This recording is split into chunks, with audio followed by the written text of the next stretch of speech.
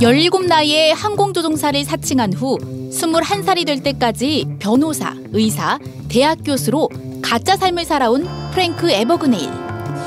1960년대 미국을 떠들썩하게 만든 그의 사기극이 가능했던 이유는 뛰어난 위조 기술 덕분이었는데요. 프랭크 에버그네일이 5년 동안 사용하고 다녔던 위조 지폐만 해도 우리 돈으로 28억여 원에 이른다고 하죠. 지난달 냅킨으로 만든 가짜 돈을 사용하려다 적발된 한 캐나다 남성부터 인쇄 공장을 차려놓고 수백억 원대의 위조 지폐를 찍어낸 중국인까지 전 세계 곳곳에서 등장하는 제2, 제3의 프랭크 에버그네일은 오늘날에도 여전히 큰 골칫거리입니다. 하지만 위조 지폐와의 전쟁은 사실 화폐가 탄생한 그 순간부터 시작됐다고 해도 지나친 말이 아닌데요. 기원전 7세기경 고대 리디아 왕국은 오늘날 우리가 사용하는 동전을 최초로 만든 나라입니다. 리디아 왕국의 마지막 왕 크로이소스는 좀 더 편리한 거래를 위해 금과 은을 녹여 일정한 크기와 무게의 동전을 만들었는데요.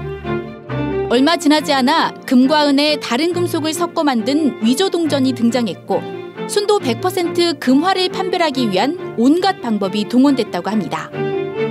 금화와 은화를 대체한 지폐는 1200년대 중국에서 기원했습니다. 지폐 종이를 만드는 데 사용되는 뽕나무 근처에는 군사들이 주둔하며 접근을 차단했고 위조 지폐를 만든 사람은 사형이라는 극형에 처했는데요.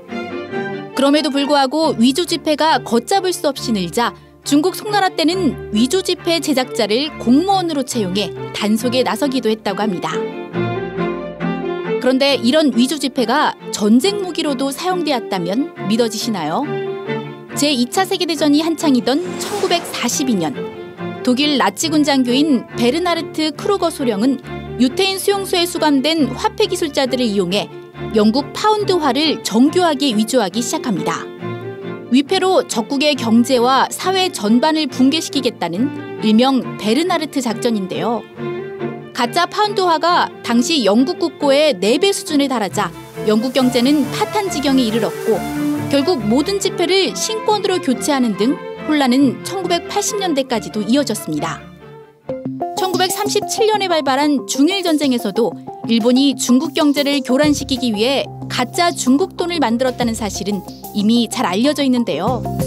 지난 1월 일본의 한 민간 제지 공장에서 중국 지폐 위조용 특수용지가 발견되면서 위폐 발행에 민간인까지 참여했다는 새로운 사실이 드러나기도 했죠. 현대에 들어 가장 큰 고민에 빠진 곳은 미국입니다.